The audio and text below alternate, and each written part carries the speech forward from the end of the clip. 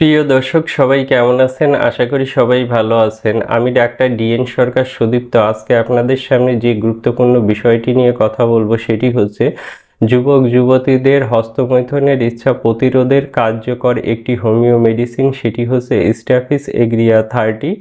এই একটি মাত্র মেডিসিন যদি আপনারা সেবন করেন, সেক্ষেত্রে যাদের অতিরিক্ত হস্তমৈথুনের ইচ্ছা আছে, যারা শারীরিক মানসিকভাবে দুর্বল, যারা হস্তমৈথুন না করে থাকতেই পারেন না, তো তাদের জন্য অত্যন্ত গুরুত্বপূর্ণ হোমিও মেডিসিন স্ট্যাফিস এগ্রিয়া 30।